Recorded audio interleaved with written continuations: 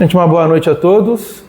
Sejam todos muito bem-vindos a mais uma terça-feira, hoje comemorativa, onde nós vamos, nesta homenagem singela às mães, falarmos um pouco da maior representante da maternidade em nosso planeta, que é Maria de Nazaré. E para isso nós vamos nos servir da obra Boa Nova pelo Espírito Humberto de Campos, onde em 30 capítulos, este coração querido, que é Humberto de Campos, faz um resgate do Novo Testamento, da passagem de Jesus entre nós. E fecha com o último capítulo intitulado Maria, que é o capítulo de número 30, toda a epopeia que o Mestre amado realizou, não somente antes de estar entre nós, quando esteve entre nós e após o seu retorno ao plano espiritual. Então, nessa obra Boa Nova, dentro do capítulo 30, ele vai trazer para nós algumas recordações que nós, de certa forma, já sabemos, só não lembramos. Ele inicia dessa forma: junto da cruz, o vulto agoniado de Maria produzia dolorosa e indelével impressão. Com o pensamento ansioso e torturado, olhos fixos no madeiro das perfídias humanas, a ternura materna regredia ao passado em amarguradas recordações. Então vejam bem que é o último capítulo da obra. E ele está justamente trazendo para nós o vulto amoroso e venerado de Maria de Nazaré, que neste momento encontra-se num dia triste para a nossa humanidade,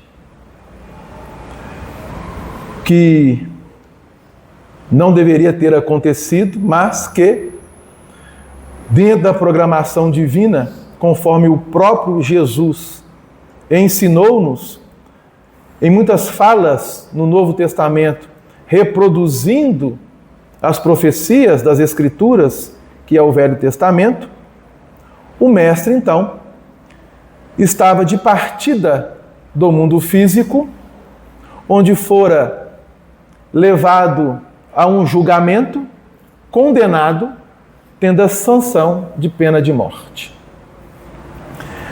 E ali naquele momento, içado a um madeiro em forma de cruz, ele vinha expirando os seus últimos momentos no plano físico. E Maria de Nazaré, sua mãe, ali se encontrava presente. Não somente ela, mas outras mulheres que a acompanhavam, conforme registro do próprio Evangelho. No caso, os 4 evangelistas: Mateus, Marcos, Lucas e João. Entre essas mulheres se encontravam Maria de Madalena, ou Maria de Magdala, Salomé, a mãe de João Evangelista e de Tiago Maior, e outras mulheres que o texto bíblico não nos narram o nome das mesmas. E ali ela se encontrava diante da cruz, vendo Jesus. E Humberto de Campos traz para nós que neste momento, com o pensamento torturado, ela volta ao passado, onde ele traz: Maria deixava-se ir na corrente infinda das lembranças. Então ela começou a rememorar todo o passado do advento da vinda de Jesus, da anunciação do anjo Gabriel, a sua chegada no plano físico,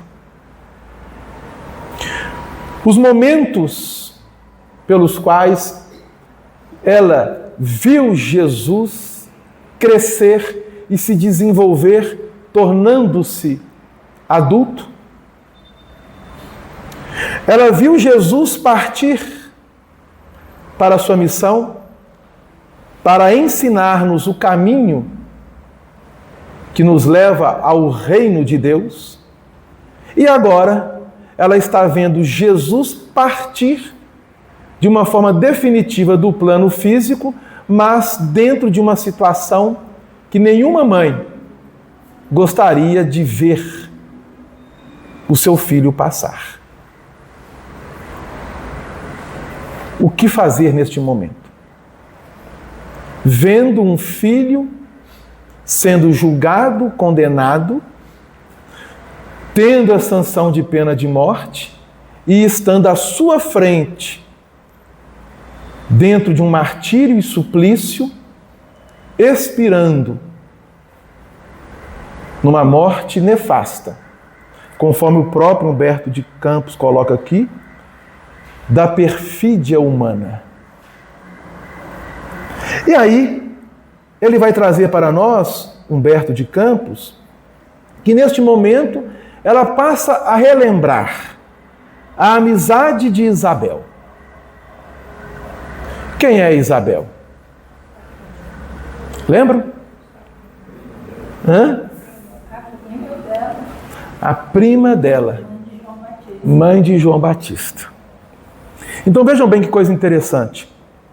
No Evangelho de Lucas, dentro do capítulo 1, versículos 35 a 56, nos é narrado que Maria de Nazaré vai visitar Isabel quando ela se encontrava no 6º mês de gestação. E ao entrar à casa de Isabel, saudando Isabel, Isabel narra a Maria que naquele momento sua barriga começou a mexer, mas não mexer de uma tal forma que não era tão comum, pois que sabemos que a criança mexe realmente no ventre materno. Mas ela começou a se mexer de uma forma muito acentuada. E ela diz a Maria que parece que a criança queria saltar do ventre materno. E ela, querendo ou não, na inspiração de mãe, diz a ela ainda, parece que a criança ficou tão contente, tão alegre com a sua chegada, que ela está querendo sair do meu. E narra-nos o texto que na casa de Isabel, que não foi uma visita simples. Ela foi e ficou 3 meses com Isabel. Está nos versículos lá do Evangelho de Lucas.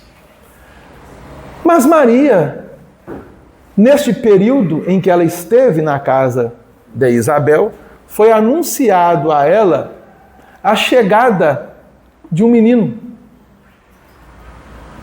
E ela então questiona, como que pode ser isso? E o anjo diz a ela que para Deus nada é impossível. E que ela receberia, e que essa criança seria motivo de alegria para todos.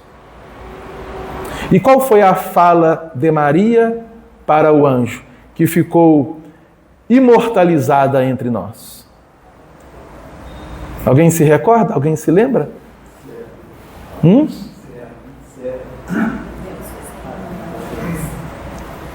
Faça-se em mim segundo a vontade do Pai. Eis aqui a serva do Senhor. Então, neste momento, o que Humberto de Campos está trazendo para nós? essas recordações de Maria, que deve ter passado como numa espécie de filme, rapidamente, naquele momento angustioso e triste para todos nós, de nossa humanidade, que foi a crucificação do Cristo. Mas eu gostaria de trazer, dentro do registro do Evangelho de Lucas, um texto que é o Cântico de Maria, chamado pelos teólogos como Magnífica. Já ouviram falar? O Cântico de Maria? Bom, então nós vamos, em homenagem a todas as mães, ler este Cântico de Maria, que diz assim: a minha alma engrandece ao Senhor. Está no Evangelho de Lucas, capítulo 1, a partir do versículo 46. A minha alma engrandece ao Senhor, e o meu espírito se alegra em Deus, meu Salvador, porque atentou na humildade de sua serva. Pois eis que, desde agora, todas as gerações me chamarão bem-aventurada. Porque me fez grandes coisas o poderoso, e santo é o seu nome. E a sua misericórdia é de geração em geração sobre os que o temem.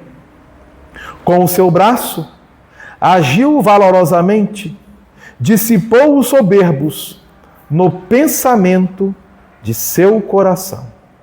Depôs dos tronos os poderosos e elevou os humildes.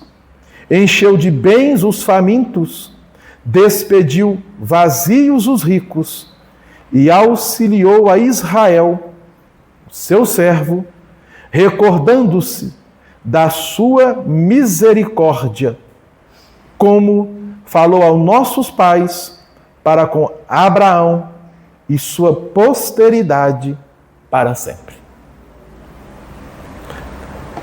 É um texto magnífico, por isso que ele chama Magnífica. Pois que aqui, ao dizer estas palavras a Isabel, ela está de frente a Isabel, quando Isabel narra para ela o contentamento da criança, e no momento de inspiração ela diz essas palavras, que é mais que um poema. E dentro dessas palavras nós vamos observar algumas profecias que naquele momento ela coloca, mas que talvez não tivesse a consciência plena daquilo que estava dizendo, pois poderia estar sendo também inspirada, talvez por algum anjo. O certo é que naquele momento em que ela se encontrava junto à cruz, tudo isso veio passando pela sua memória. E continua Humberto de Campos: as profecias do velho Simeão.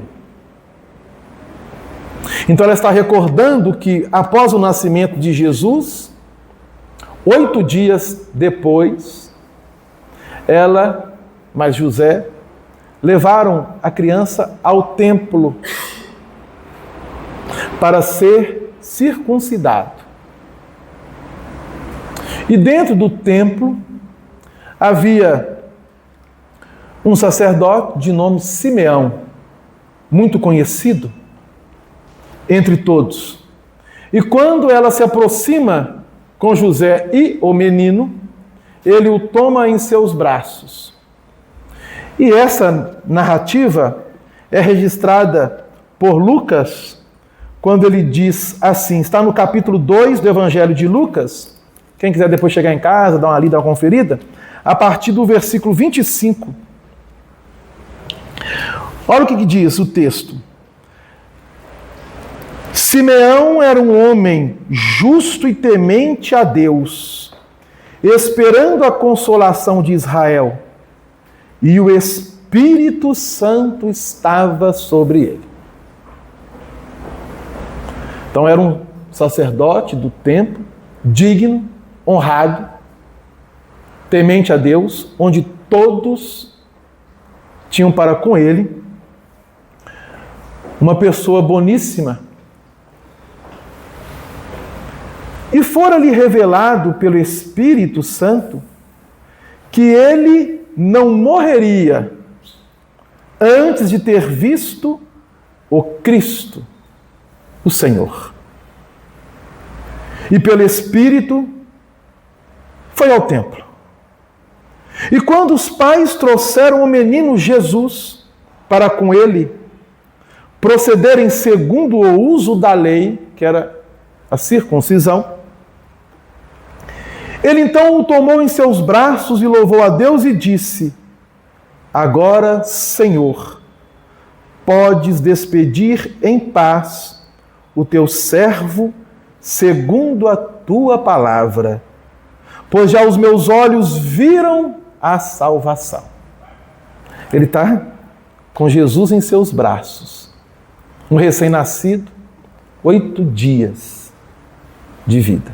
E José e Maria ali, diante dele, vendo ele, ouvindo ele dizer isto. E ele continua: a qual tu preparaste perante a face de todos os povos.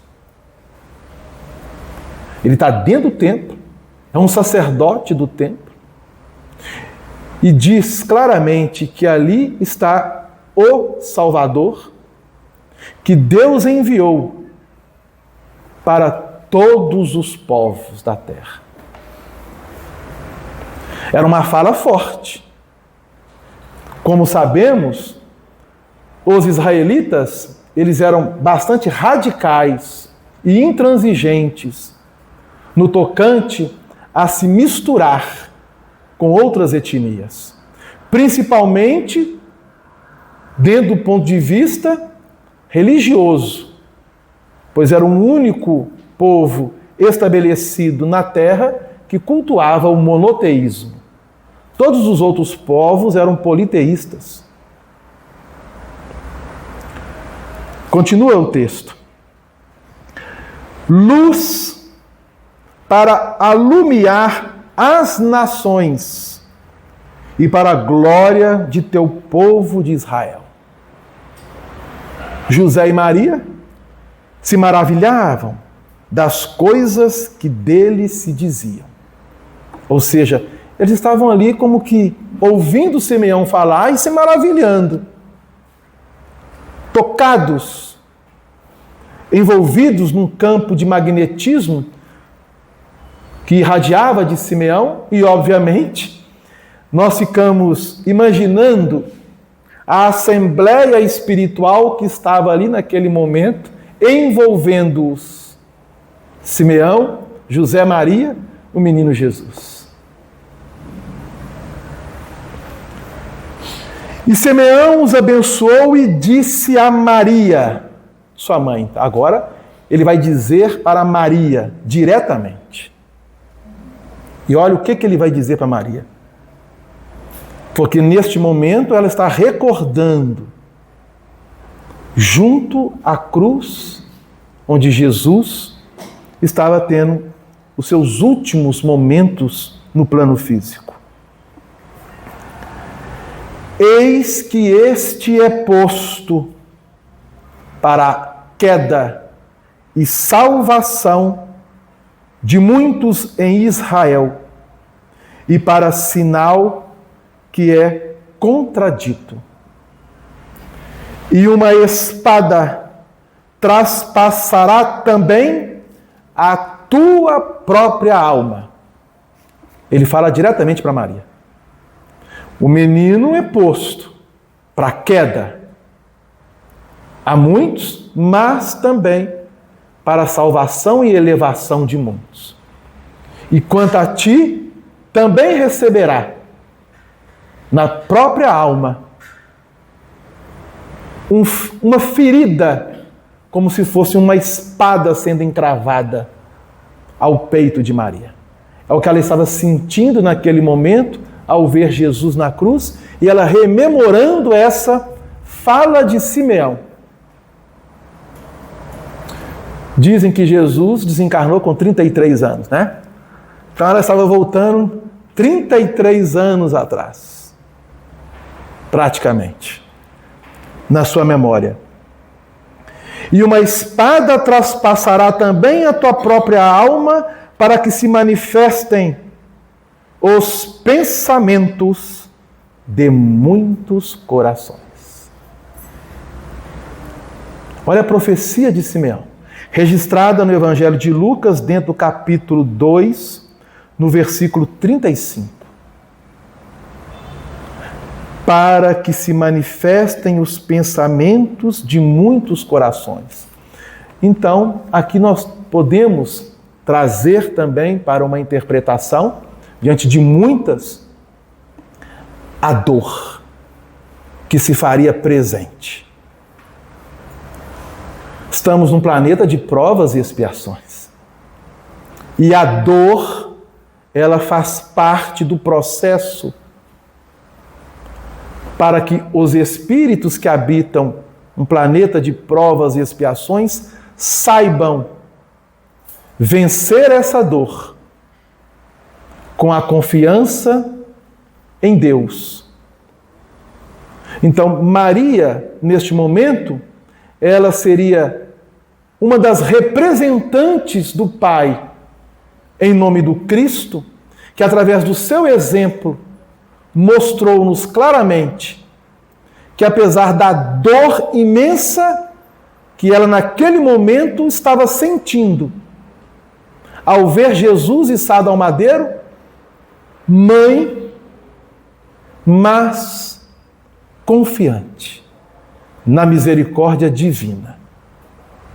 E isso vinha passando em seus pensamentos, como naquele instante supremo, continua Humberto de Campos, onde revia a manjedoura na sua beleza agreste, sentindo que a natureza parecia desejar redizer aos seus ouvidos o cântico de glória daquela noite inovidável. Passado esse momento, dessas recordações primeiras, ela passa a recordar a infância de Jesus. Olha que coisa interessante. E muitos de nós somos bastante curiosos para sabermos o que Jesus de fato fez em sua infância, principalmente em um período que abrange dos seus 13 até os 30 anos. E muitos teólogos debruçam-se e buscam explicações, comprovações dentro da história daquilo que se tem registro. E temos inúmeras teorias e sistemas para isso. Mas a espiritualidade, em nome do Cristo, ela resgata para nós este momento, nesta obra Boa Nova. Porque aqui Humberto de Campos vai dizer assim: lembrava quando conduzia à fonte tradicional de Nazaré, observando o carinho fraterno que ele, criança, dispensava a todas as criaturas. Frequentemente ia buscá-lo nas ruas empedradas, onde a sua palavra carinhosa consolava os transeuntes desamparados e tristes. Não era uma criança comum. Em vez de estar brincando com outras crianças, estava na rua levando uma palavra de conforto, de consolo, de carinho àqueles que necessitavam. Então, diversas vezes, Maria ia buscar o menino. Viandantes misérrimos vinham à sua casa modesta louvar o filhinho idolatrado. Então, às vezes, as pessoas vinham e até, obviamente, deve ter irradiado que aquela criança que morava naquela cidade era especial, pois ela tinha sempre um brilho, um sorriso no olhar para com todos. Então isso espalhava. Uma cidadezinha pequena, poucos habitantes, todos conheciam. Então quem passava pela região e buscava um alimento, uma água, ia sabendo dessas histórias. Lembrava-se bem de que um dia a divina criança guiara à casa 2 malfeitores, publicamente reconhecidos como ladrões do vale de Misepe. Pegou 2 malfeitores e levou para dentro do lar. E eram ladrões conhecidos. E era de ver-se a amorosa solicitude com que seu vulto pequenino cuidava dos desconhecidos, como se fossem seus irmãos. Essa cena passava pela cabeça de Maria. Que fizera Jesus por merecer tão amargas penas como aquele momento? Uma voz amiga lhe falava ao espírito das determinações insondáveis e justas de Deus. Então ela estava ali recordando, havia algumas mulheres próximo a ela, registrada pelo texto bíblico, como Maria de Magdala ou Maria de Madalena, a própria Salomé, a mãe, que é de Tiago e de João, que é Salomé, outras mulheres,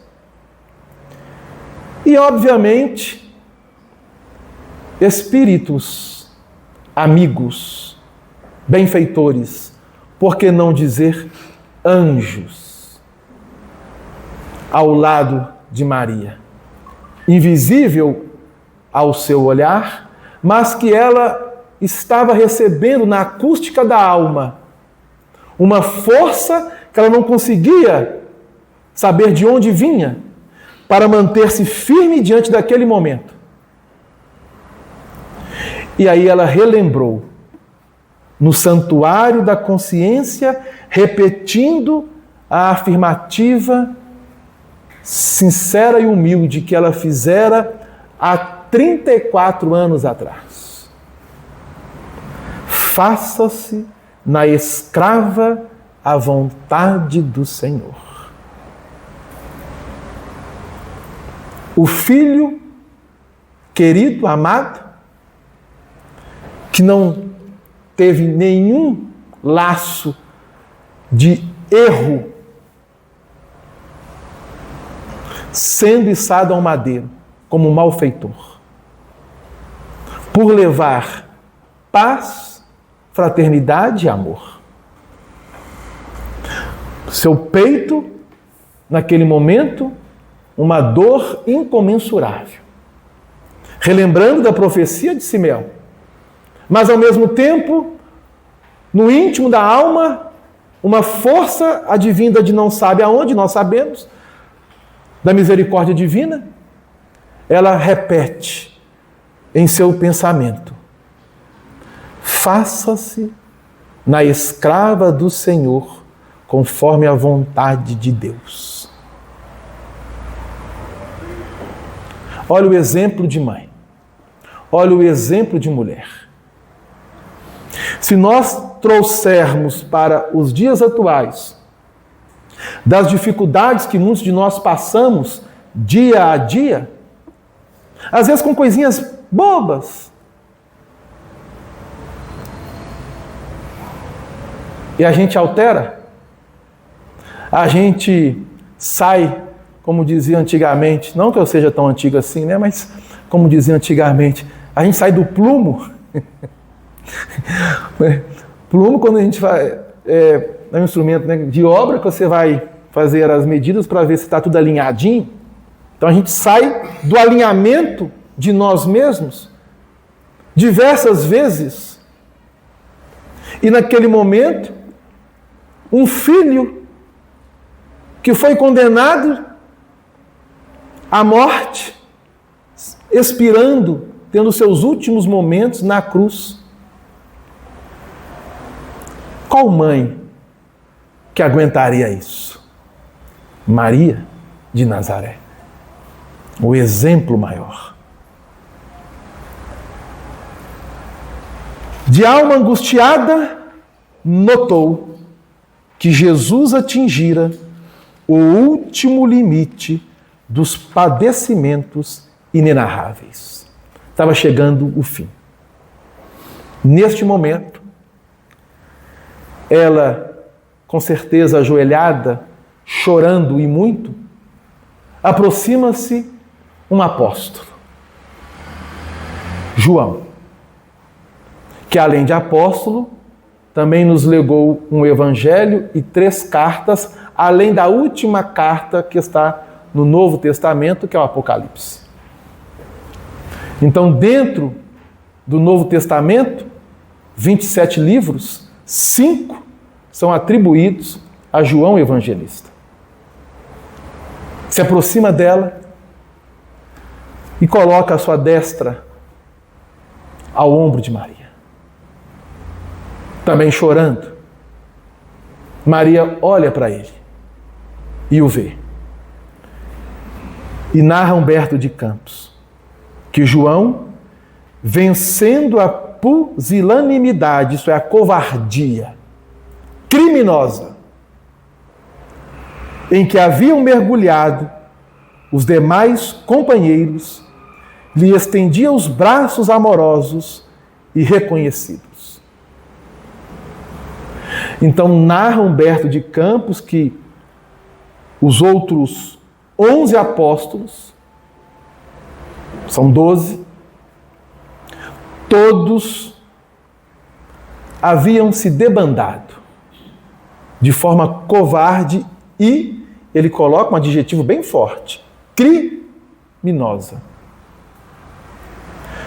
Mas diante do mundo, não. Porque não havia um crime por parte deles diante do mundo, das leis humanas. Isso não havia crime. Mas diante da lei divina, da própria consciência,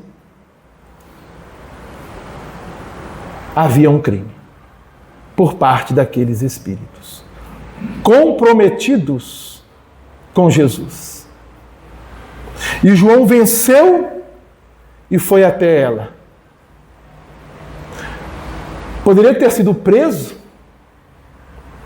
pois sabemos de outros episódios, no caso de Pedro, quando estava no grande pátio, de longe vendo o que iria acontecer quando Jesus foi levado para ser julgado. A multidão questiona: você é um dos deles? Você é seguidor deste homem? Você também merece ser julgado? E Pedro, com a cara mais deslavada do mundo, afirmou 3 vezes: eu jamais vi esse homem. Imagina. Jamais eu vi esse homem. 3 vezes.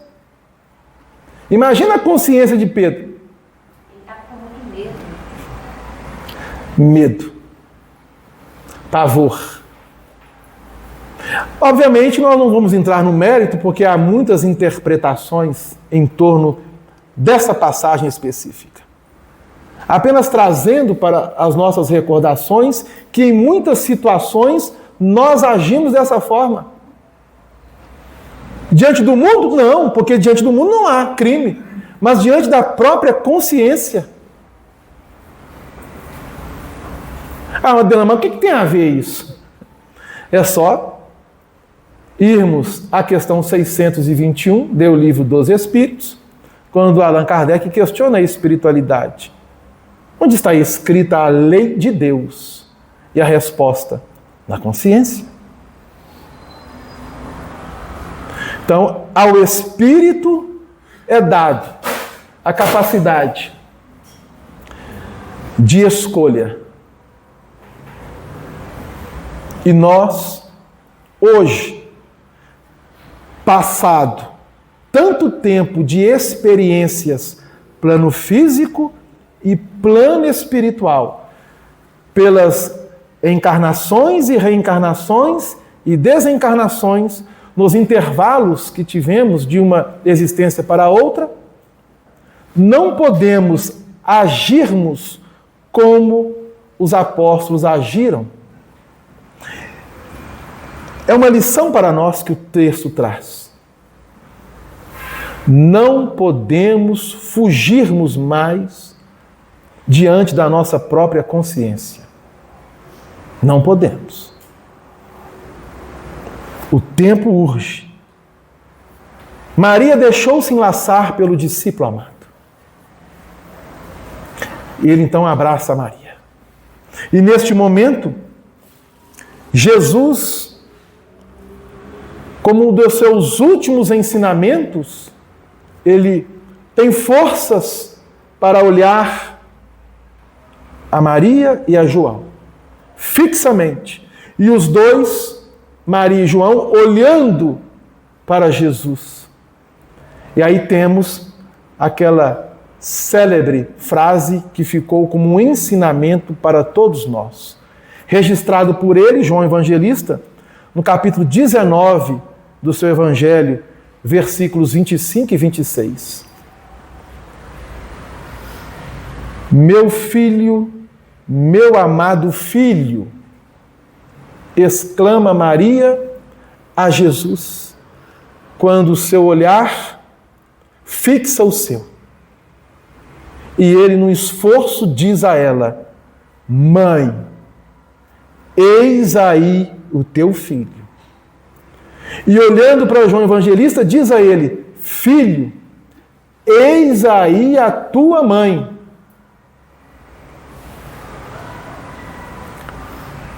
Por muito tempo, conservaram-se ainda ali, em preces silenciosas, até que o Mestre, já desencarnado, fosse arrancado à cruz, antes que a tempestade mergulhasse a paisagem castigada de Jerusalém num dilúvio de sombras. Que quando Jesus expirou na cruz, o tempo fechou literalmente em toda a cidade. E houve uma tempestade torrencial. É um registro interessante dado por Humberto de Campos, que ele mostra que Jesus então foi retirado da cruz pelos soldados romanos e levado por eles.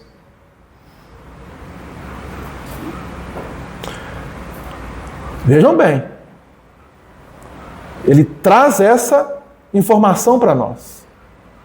Depois nós temos o desenrolar disso no próprio texto bíblico, quando algumas mulheres, entre elas a própria Maria de Madalena, vai até onde Jesus foi colocado, numa espécie de gruta, e ao chegar lá, e ao entrar, não encontrou. E aí nós sabemos de tudo o que aconteceu depois. Após a separação dos discípulos, que se dispersaram por lugares diferentes para a difusão da Boa Nova, então aqui nós já estamos, após a ressurreição do Cristo, Jesus está entre os apóstolos, materializado, dando a eles as últimas orientações, para que eles pudessem levar com coragem e determinação a sua mensagem, que naquele momento a ficha caiu para todos. Jesus venceu a morte. E a doutrina espírita traz dentro dos seus fundamentos a imortalidade da alma. Imortalidade essa que Maria já conhecia, tanto quanto o próprio Simeão, a própria Isabel, o próprio João Batista. Espíritos preparados para este momento ímpar em nossa humanidade que está entre nós. Então, após esse período, ela foi para uma cidade chamada Bataneia, que que fica mais a oriente do Rio Jordão. A casa de alguns parentes de José.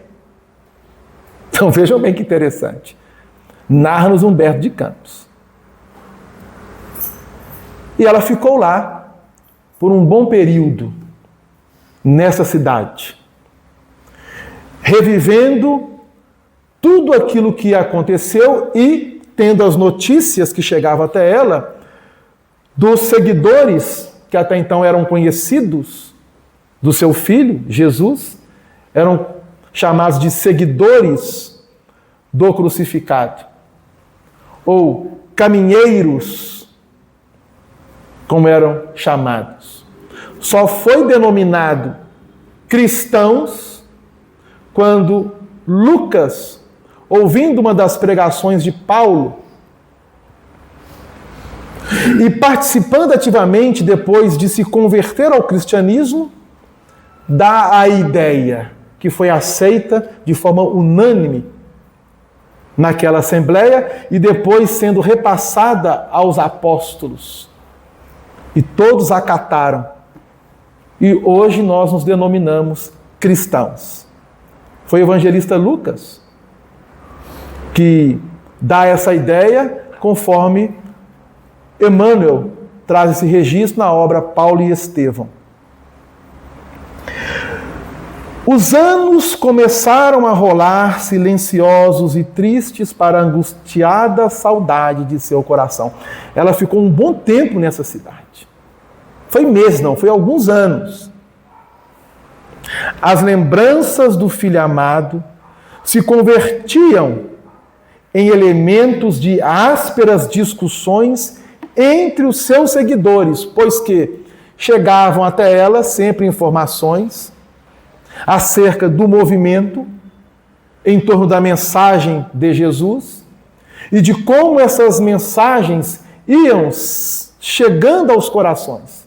E como aqueles que levavam essas mensagens traziam também as suas querelas, as suas disputas, as suas desuniões, as suas fraquezas humanas. E ela acolhia tudo isso dentro de si mesma. Até que um dia chega na cidade João, o evangelista. Passado alguns anos. A esse tempo, o filho de Zebedeu, tendo presentes as observações, porque ele vai até a Maria, escuta tudo aquilo que ela estava narrando, de todos os acontecimentos após o período da crucificação, em que ele esteve com ela. Ela foi para a cidade dos parentes de José, estabeleceu ali, e agora João chega até lá. E ela então vai recordando com ele, João evangelista, os momentos de Jesus desde a sua infância, de novo, até aquele momento.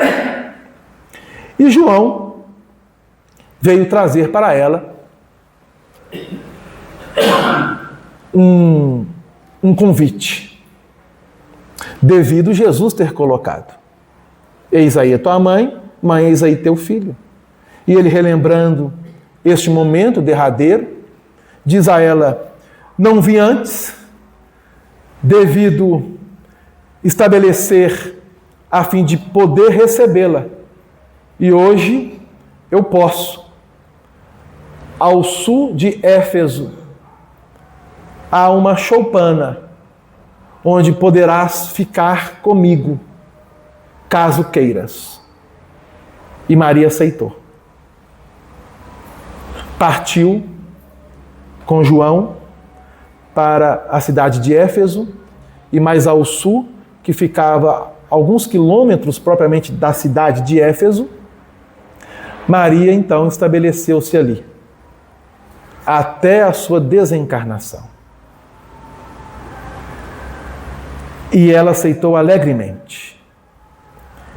E a partir da sua chegada à cidade, e a casa foi se transformando em um verdadeiro santuário.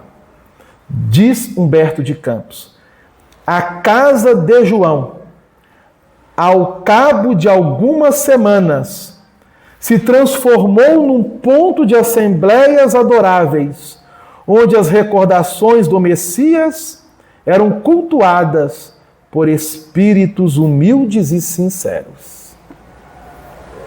Então, diante da mensagem do Mestre, onde vários seguidores estavam levando disputas pessoais, ali em Éfeso começou a estabelecer um culto ao ensinamento de Jesus pelas lembranças. E Humberto de Campos coloca: Maria externava as suas lembranças. Falava dele com maternal enternecimento, enquanto o apóstolo comentava as verdades evangélicas. Agora imagine. Já pensou? Nós, se estivéssemos ali naquele momento, ouvindo as lembranças de Maria, ouvindo do próprio apóstolo João os ensinamentos de Jesus, que alegria foi aqueles espíritos que tiveram oportunidade de ouvir Maria e João Evangelista. E não foram poucos, foram muitos. A ponto de que a casa passou a ser chamada Santuário de Maria, ou a Casa da Mãe Santíssima. Pois que a notícia de que Maria estava em Éfeso e de que João pregava espalhou por toda a região. E sua choupana ficou conhecida como a Casa da Santíssima. E os ouvintes passaram a chamá-la Mãe Santíssima. A tradição criou raízes em todos os espíritos. Então, se hoje nós falamos de Maria de Nazaré com carinho, dando a ela o nome de Mãe Santíssima, é porque já naquela época, alguns anos depois da crucificação do Mestre, ela era chamada dessa forma por todos aqueles que iam até ela. Iam muitos iam. E lembrando que João não podia estar sempre ao lado dela. Era um apóstolo e tinha seus deveres, e além de apóstolo e deveres como apóstolo, ele tinha que também trabalhar para suprir as suas necessidades, não somente dele, como de Maria. Pois que Maria e João, eles não iam a um caixa rápido com um cartão retirar dinheiro de aposentadoria. Não é verdade? Tinham que suprir suas necessidades. E João sempre se ausentava. E essa ausência começou a ficar mais espaçada. Pois que sabemos, pelo próprio Humberto de Campos e de outras obras trazidas pela espiritualidade, o grande trabalho que os apóstolos, que os seguidores, que os discípulos de Jesus tiveram para semear essa mensagem. E diversas vezes João tinha que sair de Éfeso, ir a Jerusalém, ir a outras cidades onde a mensagem estava sendo levada. Como diversas vezes foi a Corinto, a pedido de Paulo, e tantas outras cidades fundadas por Paulo, onde eles, os apóstolos, passaram. E, obviamente, Maria ficava mantendo o culto a Jesus, onde os transeuntes chegavam, eram acolhidos pela sua ternura, e ali ela, além de os consolar, de trazer as lembranças de Jesus, também comentava os ensinamentos de Jesus. Ensinamentos que ela falava de uma forma completamente diferente de qualquer pregador da terra. Era mãe, carregou em seu ventre, viu nascer, conviveu a tal ponto que, de forma muito inspirada, o padre Zezinho, né, traz-nos aquela música: e Maria fez Jesus falar, fez Jesus caminhar.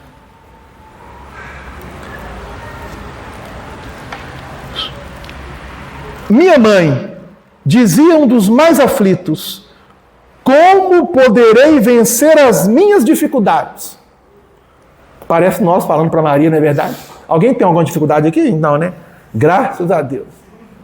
Então imagine, porque essa pergunta é nossa. Está lá um coração aflito diante de Maria de Nazaré. Pergunta: mãe, como posso vencer as minhas dificuldades? Sinto-me abandonado na estrada escura da vida. É a pergunta que um daqueles que iam procurá-la fez a ela. Maria lhe enviava o olhar amoroso da sua bondade, deixando nele transparecer no olhar toda a dedicação enternecida do espírito maternal, dizia: meu filho, isso também passa. As dificuldades passam. Tudo passa, né? Tudo passa. Só o reino de Deus é bastante forte para nunca passar de nossas almas, como eterna realização do seu amor em cada um de nós. Ela completava a frase. A frase que nós temos é essa, né? Tudo passa. Mas, na íntegra, ela diz: só o amor de Deus nunca passa em cada um de nós. Pois dentro de cada um de nós trazemos o templo de Deus, conforme Paulo foi inspirado a dizer isso para cada um de nós. A igreja de Éfeso,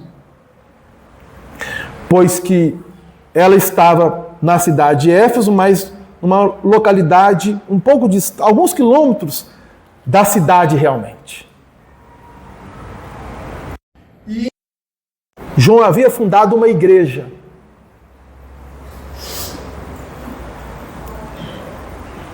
Reclamava de João a mais alta expressão de sacrifício pessoal.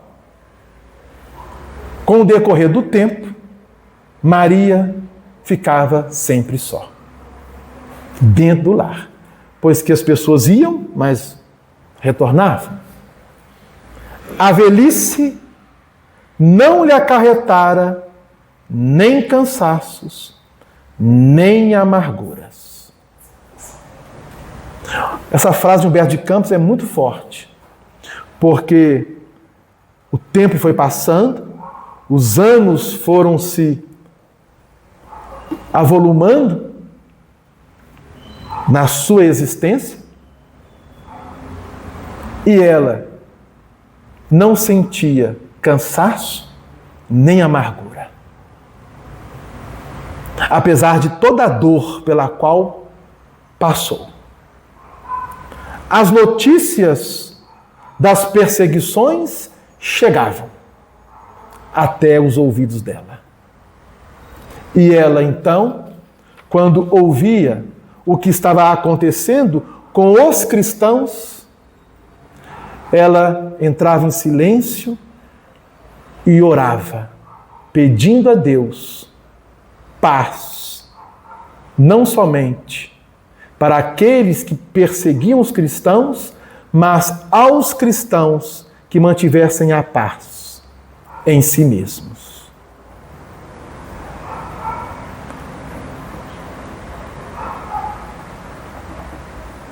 Elevada nas suas meditações, um dia, viu aproximar-se o vulto de um pedinte. Ela então o convida para entrar. E ele diz a ela: mãe, e vai narrando várias coisas. E ela foi olhando para ele, e foi olhando para ele. E de repente ela para e diz: espera aí, meu filho? E ele diz: minha mãe, venha a meus braços. Meu filho, é você mesmo? As úlceras que te fizeram? E ele mostra, como mostrou a Tomé, as mãos cravadas em chagas. Ele mostra para Maria. Vejam bem, neste momento, aquilo que a doutrina espírita nos traz como informação. Ele materializou a Maria, trazendo no corpo perespiritual as chagas que ele recebeu no corpo físico, para mostrar a ela que no mundo, apesar de toda a dor e de qualquer chaga, nós podemos vencer. Como ele venceu. A vida é imortal. Ela então o abraça e ele diz: minha mãe, venho buscar-te, pois meu Pai quer que sejas no meu reino a rainha dos anjos.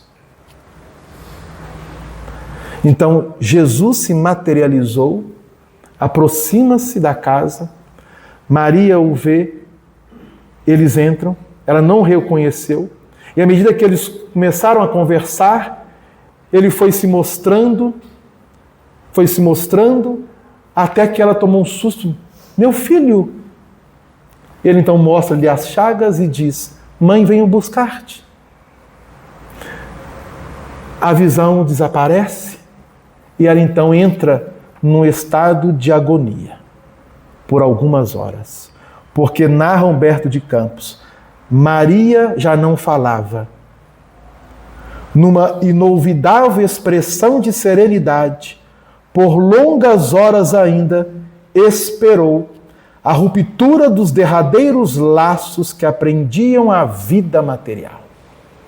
Então ela vê Jesus materializado, conversa com o mestre já informa: venho buscar-te.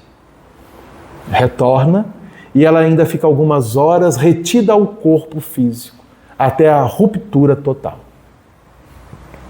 No outro dia, 2 portadores humildes desciam a Éfeso, de onde regressaram com João, para assistir aos últimos instantes daquela que lhes era a devotada Mãe Santíssima. Então chegou até João, Maria está indo, ou já foi. João vem de Éfeso até o lar e presta as últimas homenagens a Maria. Maria, então, já desencarnada, ela vê uma multidão de espíritos cantando a ela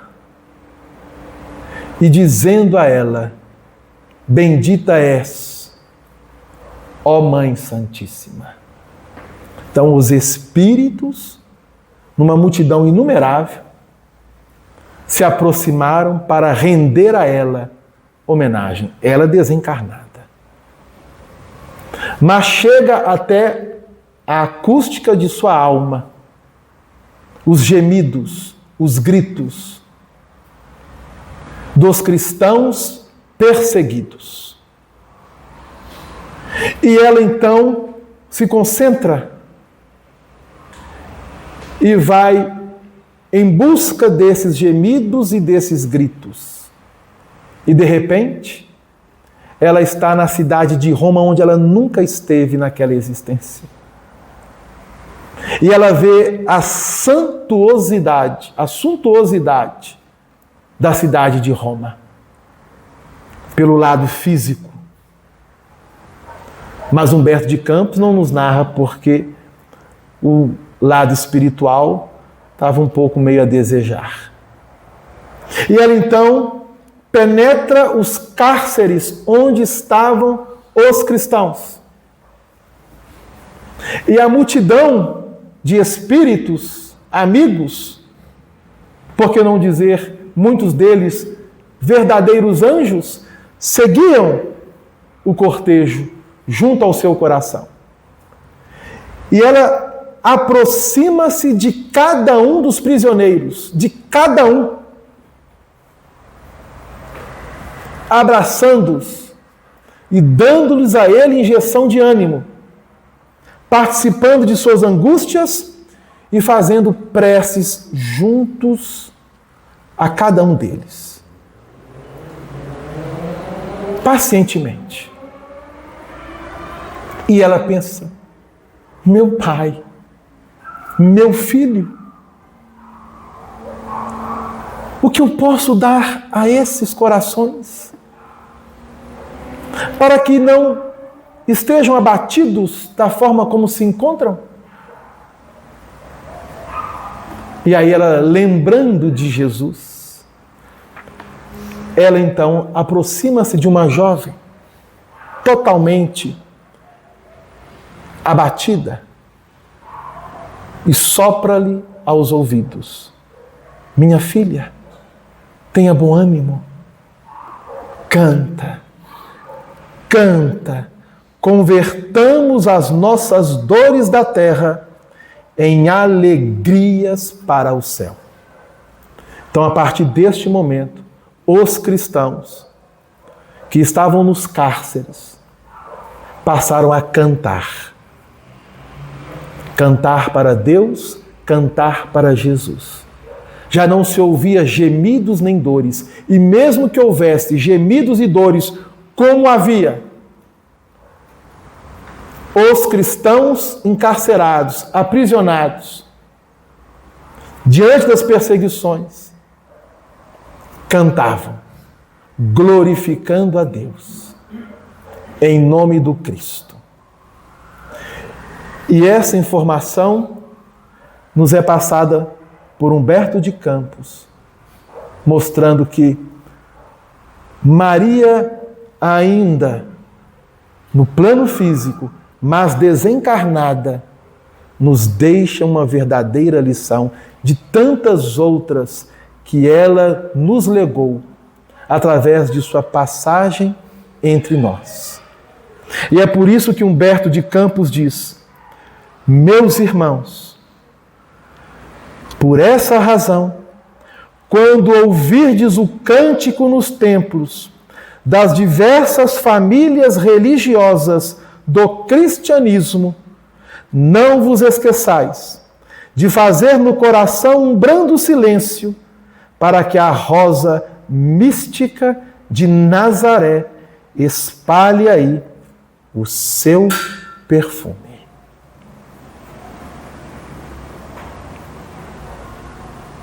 Maria de Nazaré, nossa mãe, que ela possa envolver a cada um de nós, seus filhos, que ela possa dar força às mulheres e que ela possa inspirar a maternidade das mulheres, a fim de que o mundo alcance o patamar que ele necessita alcançar. Pois que é através da mulher que a humanidade chegará não ao mundo de regeneração, porque esse se aproxima, mas ao mundo feliz, com a alegria e com a gratidão e o louvor que cada um de nós devemos a Deus, através de Maria de Nazaré. Que Jesus possa nos abençoar, que nós possamos retornar aos nossos lares, agradecendo a Deus por nossas mães. Mesmo aqueles corações aqui presentes que não conheceram suas mães, que saibam qual o motivo pelo qual não o conheceram. Não julguemos.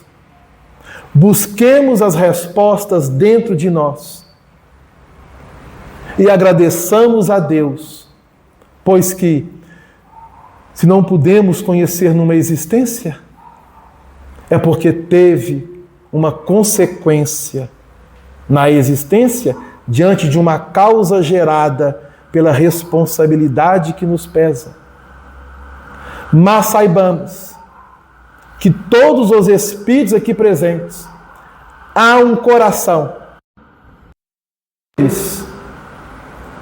Coração esse que pode ser paternal, mas muito mais maternal, que quer que todos que aqui se encontram vençam suas dificuldades e cresçam como espíritos rumo ao reino de Deus.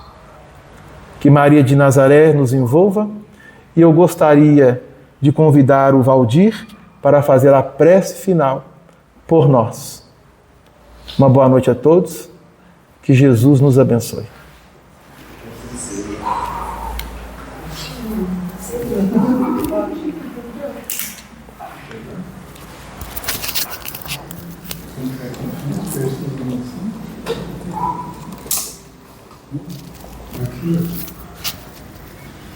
Tá bom. Tem que pôr o microfone.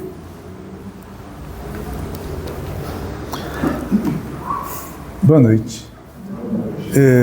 Agradecendo a Eudelano, né, pelo estudo, aí, pela homenagem às mães, pela história de Maria, de Jesus, do Evangelho. Eu estava lembrando aqui, uma historinha, né? Tem 15 minutos. Nossa, para lembrar uma coisa que eu achei interessante, eu não me lembro exatamente o ano, mas talvez 1985. Foi feito aqui no Cantinho, lá na Rua Itapeva, no dia 13 de maio, a primeira palestra no Cantinho.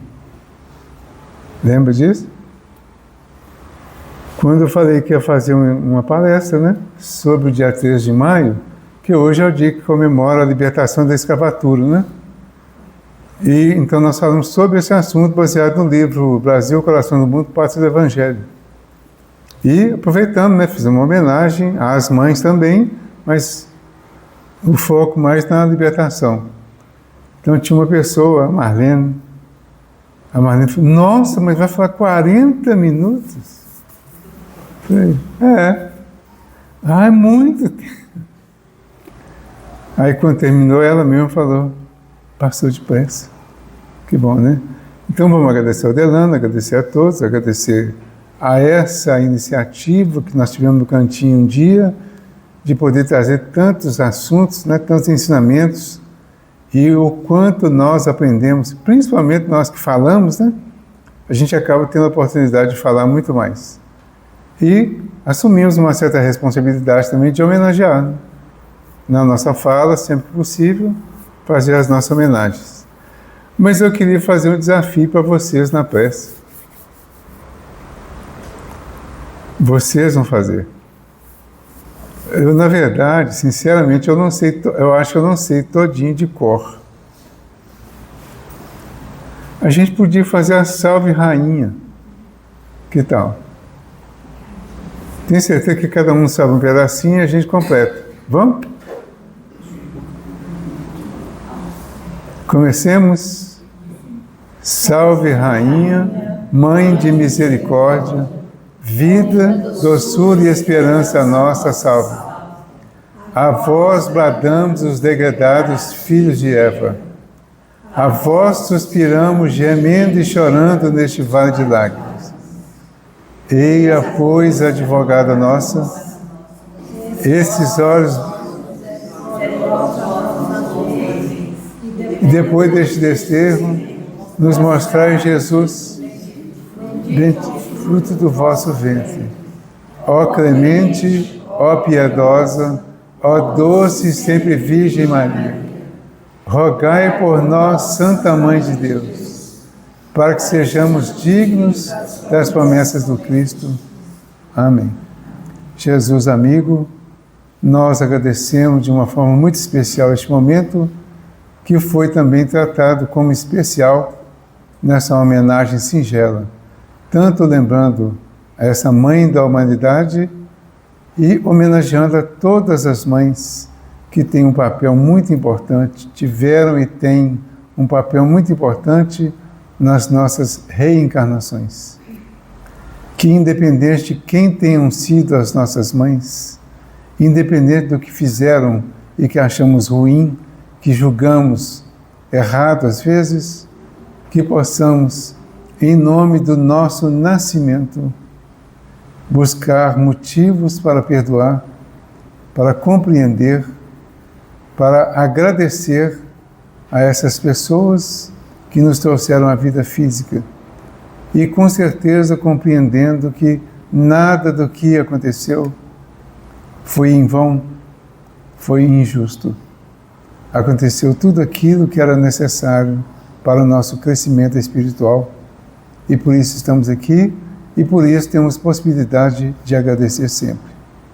Obrigado, Senhor, por este momento. Obrigado pelas possibilidades que todos temos ao estar aqui, de já poder agradecer por todos os benefícios que a vida tem nos oferecido. Agradecemos por este cantinho que cresceu desde aquele momento inicial. A todos que por aqui passaram ao longo de todos esses tempos, a todas as Marias que por aqui passaram, algumas das nossas mães, algumas das nossas amigas, algumas das nossas irmãs, esposas, companheiras, a todas essas Marias, o nosso profundo agradecimento e a nossa homenagem sincera. A paz e o amor de Jesus envolva a todos nós, hoje e sempre. Que assim seja.